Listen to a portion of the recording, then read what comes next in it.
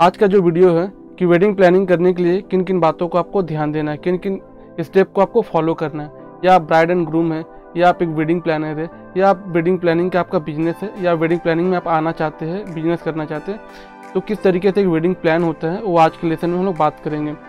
तो step by step wedding plan करने के लिए क्या क्या प्रोसेस होता है। पहला आता है आपका वेडिंग डेट। आपको वेडिंग डेट आपको कंफर्म होना चाहिए कि वेडिंग डेट आपका कब है। सिर्फ वेडिंग डेट कंफर्म होने से नहीं होता है, उसमें इन 4 बातों को ध्यान देना पड़ता है। यदि ऑफ सीजन वेडिंग करेंगे आप तो आपको पैसा काफ़ी सेव होगा, सेव मनी होंगे। या आप जिस डेट में आप वेडिंग को आप कर रहे तो उस डेट में आप देखें कोई फैमिली फंक्शन तो नहीं है, आप अदर कोई फैमिली फंक्शन है तो आप चेक कर ले कहीं क्रॉस तो नहीं हो रहा। थर्ड आपका आता है check for popular event nearby your venue. आप देख लीजिए कोई पॉपुलर इवेंट तो नहीं हो रहा आपके वेन्यू पे, उस वेडिंग डेट पे। फोर्थ आपका है डेस्टिनेशन वेडिंग। डेस्टिनेशन वेडिंग में आपको 3 बातों का ध्यान देना है। वेन्यू कि वो वेन्यू कहाँ पर है, उनका टिकट अवेलेबल है या नहीं, आपका किस एक सिटी से दूसरे सिटी आप जा रहे। थर्ड आता है आपका क्लाइमेट कंडीशन कैसा है, तो आप वो देख सकते हैं वेडिंग डेट में। सेकेंड आता है आपका वेडिंग बजट। वेडिंग बजट आपको बहुत इंपॉर्टेंट है, आपको करना चाहिए वेडिंग बजट। ये हमारे एक परसेंटेज बनाया है।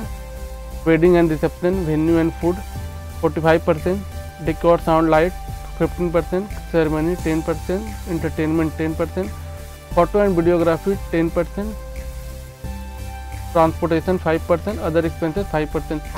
मान लीजिए आपका 5 लाख का आपके पास 50 लाख का आपका वेडिंग बजट है या 1 करोड़ का वेडिंग बजट है, तो आपका एस्टिमेट कॉस्ट और एक्चुअल कॉस्ट आपको इक्वल होना चाहिए। यदि ऊपर नीचे हो रहा है तो आप इसे आप देखें कि कहाँ पर आपका कॉस्ट ज़्यादा पड़ रहा है, कहाँ पर कॉस्ट आपका कम पड़ रहा है, तो आप इसे देख सकते हैं और इसे आप मैच कर सकते हैं, इक्वल कर सकते हैं। तो आपको वेडिंग बजट बनाना चाहिए कि 10 लाख की आपकी कैटरिंग पे खर्चा करना है आपको, तो 10 लाख ही करना है। यदि आपको 2 लाख रुपए आपको ट्रांसपोर्टेशन में खर्चा करना है तो 2 लाख ही करना है। 1 लाख फोटोग्राफर पे करना है तो 1 लाख ही करना है। तो इस तरीके से एक वेडिंग बजट बनाएंगे और एस्टिमेटेड कॉस्ट और एक्चुअल कॉस्ट को दोनों को आप इक्वल करेंगे। थर्ड आता है आपका गेस्ट लिस्ट। आपको गेस्ट लिस्ट बनाना चाहिए कि गेस्ट लिस्ट कैसे बनाएंगे आप। आपको फैमिली में आपको देखना पड़ेगा कि जो सबसे सामने जो करीबी फैमिली है वो लोग, उनको आपको गेस्ट लिस्ट बनाना है। फिर डिस्टेंट फैमिली जो दूर पे रहते हैं फैमिली, उनको आपको गेस्ट लिस्ट पे आपको नाम रखना है। फिर फ्रेंड को आपको रखना है, वर्क कलीग को रखना है जो आपका काम करते हैं, पेरेंट्स के जो फ्रेंड है एंड फ्रेंड ऑफ फ्रेंड के आपको गेस्ट लिस्ट में रखना है। यदि आपके वेन्यू में 500 लोग की कैपेसिटी है, 400 लोग की कैपेसिटी है, तो आप उसको आप नीचे से आप कट कर सकते हैं। आप नीचे से कट करके आपको जो बच जाते हैं उसे आप गेस्ट लिस्ट आप बना सकते हैं। क्योंकि बहुत सारे वेन्यू में क्या होता है कि लिमिट होते हैं, 300 लोगों की, 400 लोगों की, 500 लोगों की ही कैपेसिटी होती है। गेस्ट लिस्ट बनाने की टिप्स होती है, उनके नाम आप लिख सकते हैं, कॉलिंग लिख सकते हैं, व्हाट्सअप नंबर लिख सकते हैं, ईमेल लिख सकते हैं। गेस्ट लिस्ट जब भी बना रहे ताकि उसको नाम क्या है उनका जिसे आप इनवाइट कर रहे हैं, उनको कॉलिंग नंबर क्या है, उनको व्हाट्सअप नंबर क्या है, ईमेल क्या है जिसे आप इनवाइट कर सकते हैं व्हाट्सएप या ईमेल पे। वेन्यू में मिनिमम कैपेसिटी या मैक्सिमम कैपेसिटी जरूर आप पता करें ताकि आप गेस्ट को उतने ही गेस्ट को आप बुला सकते हैं, वरना गेस्ट आप ज़्यादा आ जाएंगे तो प्रॉब्लम हो सकती है। गेस्ट लिस्ट रेडी होने के बाद आप सेंड कर सकते हैं unofficially save and the date का आप सेंड कर सकते हैं अपने गेस्ट को। तो आपका वेडिंग इनवाइट, फिर उसके बाद वेडिंग इनवाइट करना पड़ेगा। वेडिंग इनवाइट 2 टाइप के होते हैं। एक फिजिकल इनवाइट जो जाके आप कार्ड दे सकते हैं, तो आपको प्रिंट कराना पड़ता है कार्ड, तो बहुत पहले ही आपको बुकिंग करने पड़ेंगे जहाँ पर कार्ड प्रिंट होते हैं। या आप इनवाइट दे सकते हैं, या नॉन फिजिकल इनवाइट जो आजकल व्हाट्सएप में चलते हैं, कॉलिंग में चलते हैं, या ईमेल में आप दे सकते हैं। तो आप 2 तरीक़ा से आप इन्वाइट कर सकते हैं अपने वेडिंग को। RCV का मतलब होता है क्लाइंट या गेस्ट का रिस्पांस। आप क्लाइंट के साथ आप बातचीत कर ले कि उनकी क्या रिक्वायरमेंट है, उनकी कितने बजे उनकी हल्दी होने वाली है, क्या फंक्शन है। तो फिर लास्ट आता है वेन्यू सिलेक्शन। वेन्यू सिलेक्शन में आपको करना है डिसाइड ऑन लोकेशन। आपको किस लोकेशन पे आपका वेन्यू है, चेक करो उसका फैसिलिटी क्या है। वेन्यू के बारे में हम लोग एक अलग से वीडियो बनाएंगे क्योंकि वेन्यू सिलेक्शन में बहुत सारे कुछ इसमें इंपॉर्टेंट बातें होती है जो आपको फॉलो करना पड़ता है। फिर time to get quotation from venue. तो सारे वेन्यू का आप कोटेशन ले जो भी आपके बजट में है, जो भी आपके बजट में वेन्यू, तो आप उसे बुक कर सकते हैं।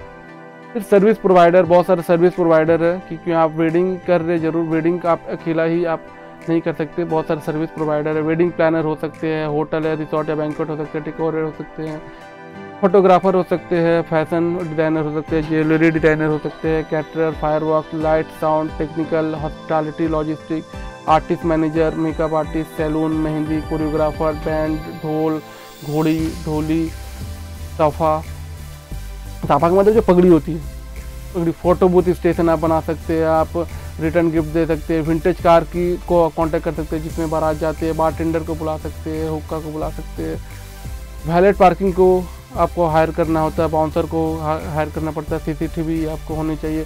Anything and everything required for a perfect wedding, आपको सारा कुछ आपको पूरा आपको रिक्वायर्ड जो भी है आपको हायर करना, तभी आपकी परफेक्ट वेडिंग आपकी बनेगी। फिर आपके क्या क्या रिक्वायर्ड होते हैं, आपको ये इस बातों को ध्यान देना, लाइसेंस एंड परमिशन, क्योंकि जब आप डीजे चला रहे तो 2 लाइसेंस होते हैं, एक PPL एंड IPRA, तो ये दोनों लाइसेंस आपको बहुत इंपॉर्टेंट रहते हैं, लाइसेंस एंड परमिशन के।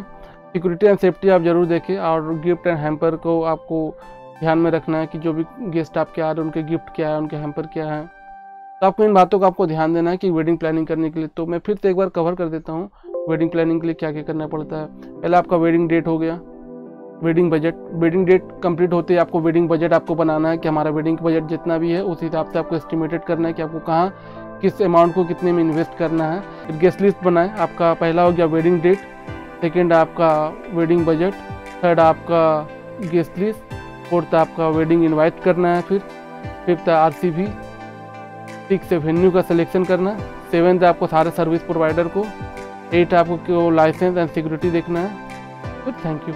फिर कंप्लीट आपका इवेंट आपका प्लान हो सकता है बहुत ही ईजी तरीके से और आसान तरीके से। इस तरीके का आपको फॉलो करना है। तो आप इसे स्क्रीनशॉट ले सकते हैं या आप इस वीडियो को बार बार देख सकते हैं। या आप वेडिंग प्लानर है तो आप इन बातों को ध्यान दें, और आप वेडिंग प्लानिंग इंडस्ट्री में आना चाहते हैं तो हमारा ऑनलाइन कोर्स है जो आप उस वीडियो में देख सकते हैं। हमारा ऑनलाइन कोर्स के बारे में जो बताया गया है पूरा डिटेल्स है। तो आज के लेसन में इतने, थैंक यू सो मच।